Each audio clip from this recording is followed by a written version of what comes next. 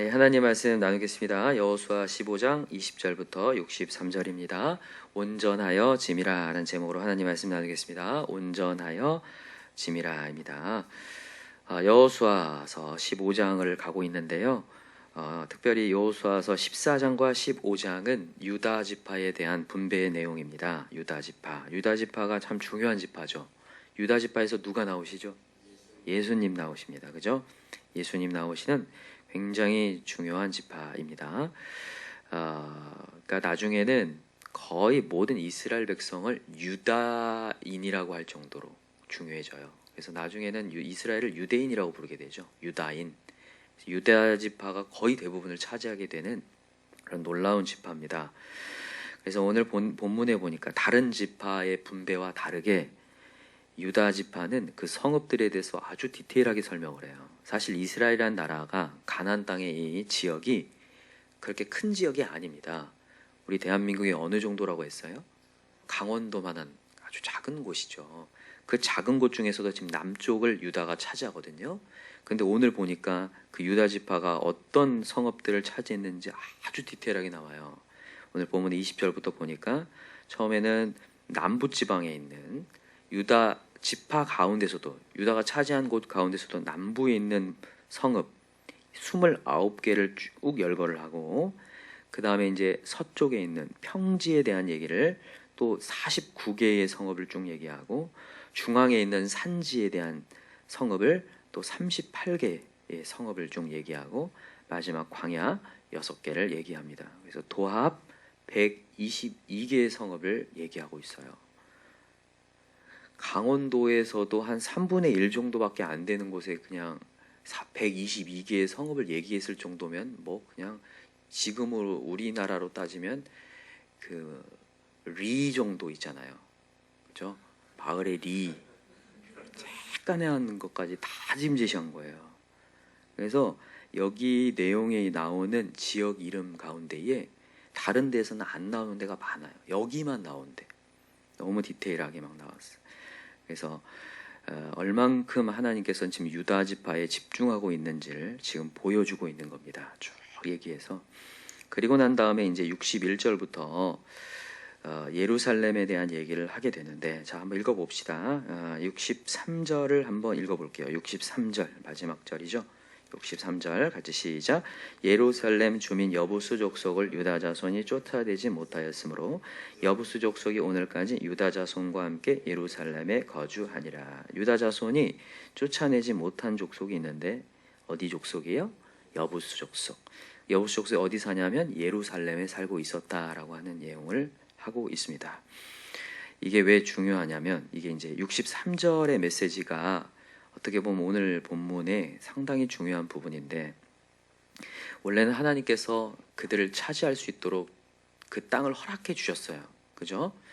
근데 믿음으로 나아갈 때 차지할 수 있는 줄 믿습니다. 그걸 어제 우리 본문을 통해서 살펴볼 수 있어요. 갈렙이 그죠? 어려운 땅을 하나님께서 주셨지만 그 땅을 믿음으로 차지합니다. 그죠? 기럇 아르바. 아르바는 뭐라는 뜻이었어요? 아낙 자손의 아버지입니다. 그죠? 그래서 그들보다도 더 큰 거인이었어요. 근데도 불구하고 하나님 그 땅을 차지할 수 있는 은혜를 주셨다라는 거예요. 그래서 오늘 본문의 메시지에서 제가 두 가지 교훈을 말씀드릴게요. 첫 번째 교훈은 뭐냐면 하나님을 믿고 따르면 반드시 성취하고 정복한다예요.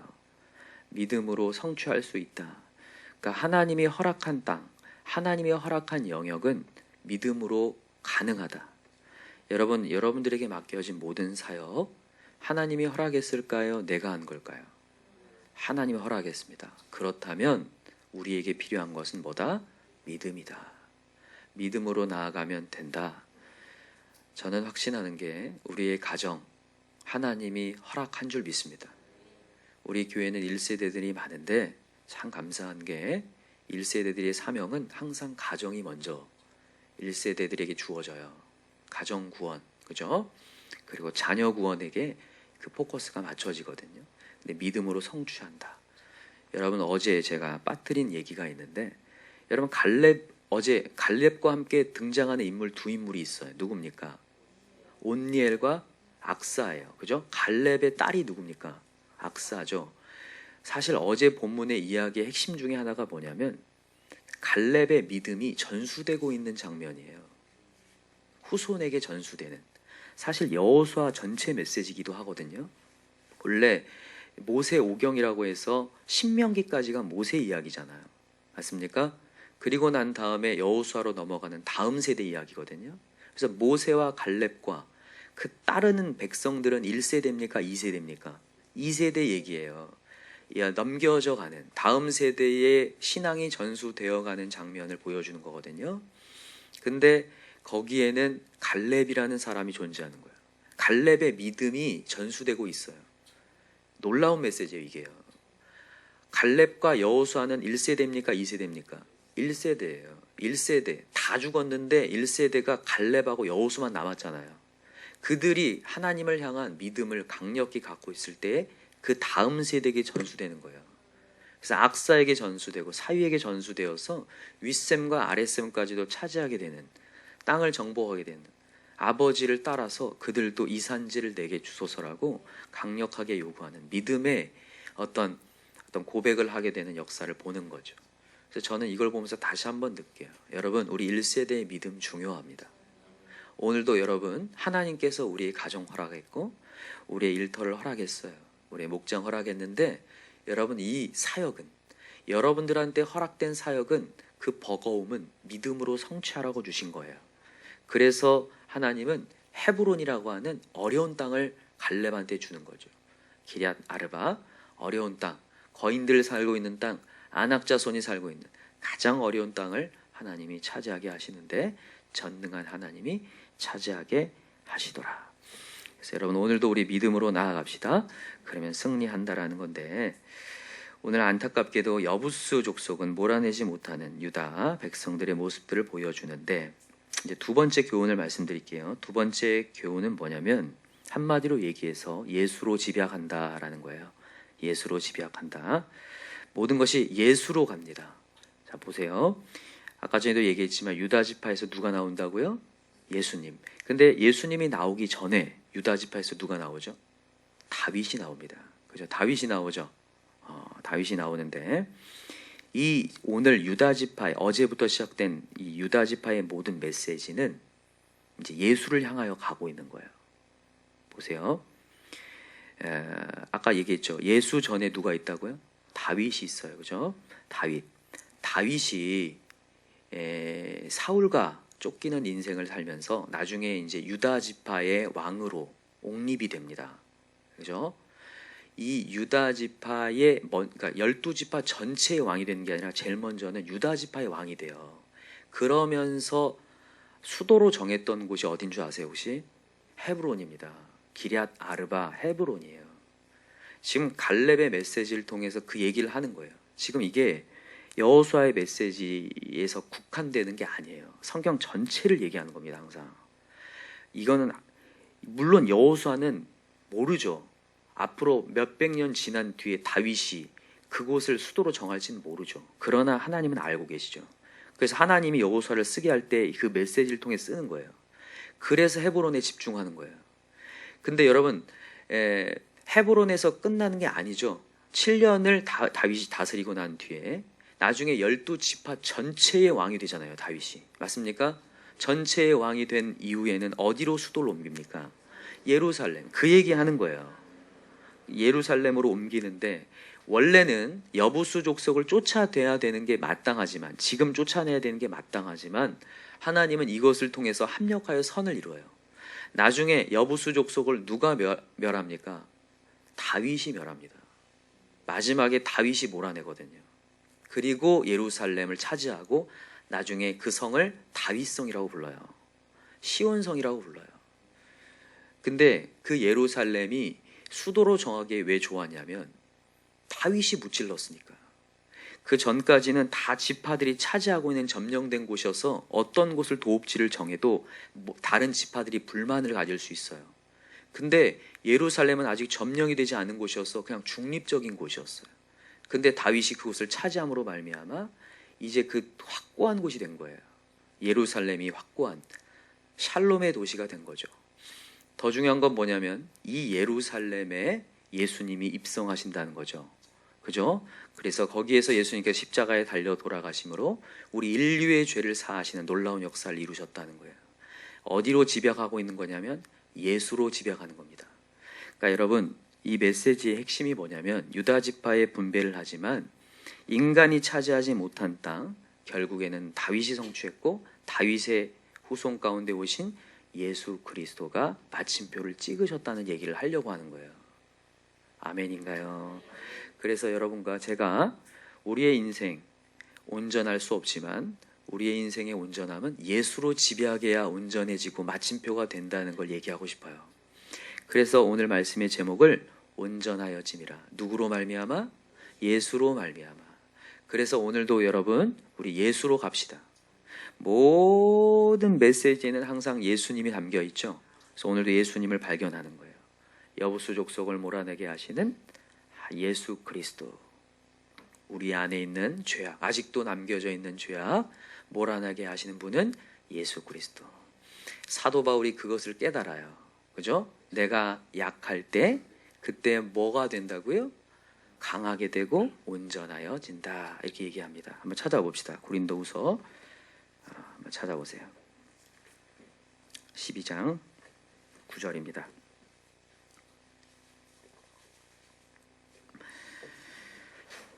고린도후서 12장 9절.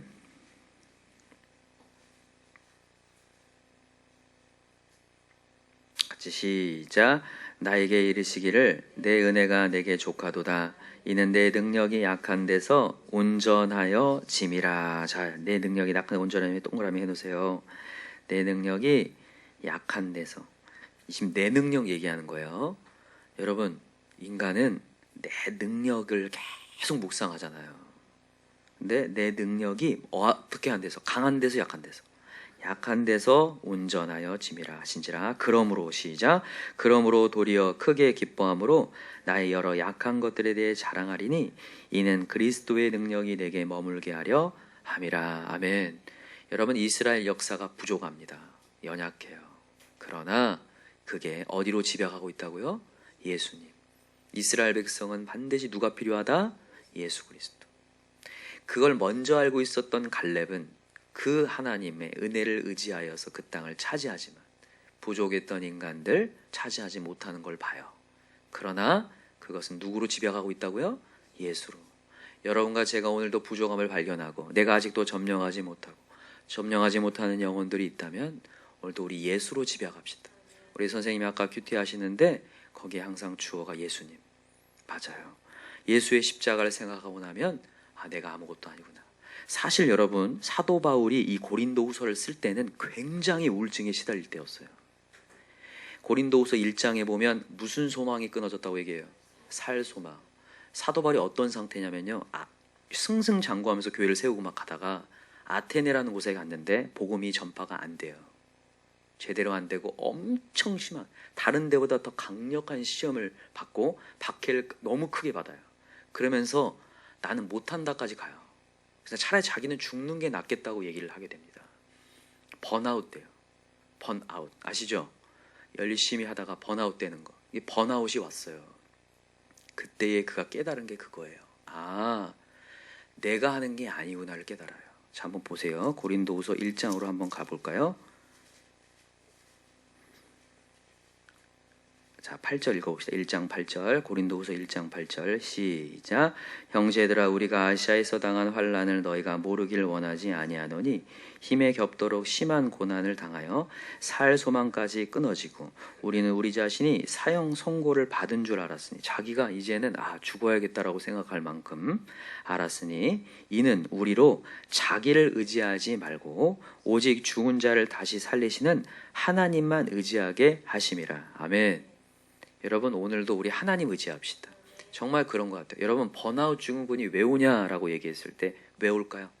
번아웃 증후군이 왜 오냐면 열심히 안 한 사람한테는 번아웃 증후군이 안 옵니다. 열심히 안 산 사람들은 그런 걱정할 필요도 없어요. 너무 열심히 산 사람에게 오는 게 번아웃 증후군이에요. 모든 사람을 만족해야 된다는 마음을 갖고 있는 사람. 내가 이만큼까지 했는데 라고 하면서 누군가의 기대치, 것과 누군가의 평가와 반응을 신경 쓰는 사람에게 오는 게 번아웃 증후군이에요. 그러니까 내가 열심히 일하면서 기대치가 있잖아요. 이런 사람들이 이렇게 반응할 것이다라는. 근데 그 반응이 오지 않을 때 내게 심각한 번아웃 증후군이 찾아온다는 거예요. 근데 여기에서 사도 바울이 얘기하는 거예요. 지금 사도 바울은 정말 승승장구해서 정말 하나님한테 열정을 다해서 최선을 다해 나아갔다니까요. 넘치도록 나아갔어요. 근데 네 뜻대로 되는 게 아니라는 것을 하나님이 보여주시고 그걸 깨닫는 거예요. 아, 그렇구나. 하나님만 의지해야 되는구나. 여러분, 오늘도 우리 물론 최선을 다해야 되지만 여러분 모든 결과를 주께 맡깁시다. 반응을 너무 신경 쓰거나 기대치에 너무 빠져들지 않길 바래요. 공부하는 학생들도 마찬가지입니다. 시험 공부할 때 결과에 너무 매몰되기 시작하면 공부가 재미없어지고 원래도 재미없었던 사람이 더 재미없어지기 시작하고 힘겨워져요. 하나님이 우리를 그렇게 만들지 않았어요. 하나님이 하나님에 맡기고 결과를 맡기고 나아가면 하나님이 도와준다고 했거든요. 여러분, 오늘 이 메시지는 저나 여러분이 모두 필요한 메시지예요. 사도 바울조차도 13개의 서신을 썼던 사도 바울조차도 너무 열심히 달려가다가 번아웃 죽음에 아주 무너졌는데 그가 깨달으면서 메시지를 쓴 거예요. 그래서 오늘도 우리가 약해지고, 자, 다시 고린도서 12장 마지막을 보세요. 12장 9절 아까 찾았었죠? 자, 10절 보세요. 10절. 12장 10절 시작. 그러므로 내가 그리스도를 위하여 약한 것들과 능력과 공핍과 박해와 곤고를 기뻐하노니 이는 내가 약한 그때의 강함이라. 이제 이게 완전히 바뀌어 버렸어요. 이 공고와 여러 가지 곤욕과 여러 가지 것들이 날 힘들게 했는데 이제 그걸 기뻐한대요. 왜냐요? 오늘 이제 하나님의 능력을 의지하게 되었으니까. 그래서 여러분과 제가 오늘도 번아웃 되지 마시고, 오늘도 여러분 주변의 사람들 때문에 어려워하지 마시고, 아, 오늘도 하나님의 능력 의지하러 가시는구나. 그래서 그거 기뻐하면서 오늘도 기도의 자리에 나오셨으면 좋겠습니다. 오늘도 우리 강력히 기도할까요? 오늘도 우리 약해졌을 때 하나님의 능력이 임하게 해달라고 우리 강력히 기도하시고, 오늘도 내 뜻대로 안 되는 현실, 이렇게까지 했는데도 왜 안 될까요? 하지 않고, 맞아요, 오늘도 하나님이 하셔야 온전해집니다. 오늘도 마침표가 내가 아니라 하나님이 마침표를 찍기 원합니다. 내 뜻이 아니라 하나님 이루어 주옵소서. 이렇게 기도할 수 있는 저와 여러분들 기도합니다. 우리 이 시간 간절한 마음으로 기도합시다. 오늘 목장 사역이 있는데 목장 가운데서도 하나님만이 주인 되게 하시고 하나님이 온전케 하여 주옵소서. 우리 가정도 열심히 해봤지만 안 되는 상황들을 보면서 또 하나님이 하셔야 되는군요. 오늘도 또 더 무릎을 꿇어야 되는군요. 오늘 깨달았는데 더 기도한 자 되게 해달라고 기도하시고, 우리 김정용 우리 성도님을 위해서도 간절히 기도했으면 좋겠어요. 주여 삼창 부르고 기도합시다. 주여 주여 주여.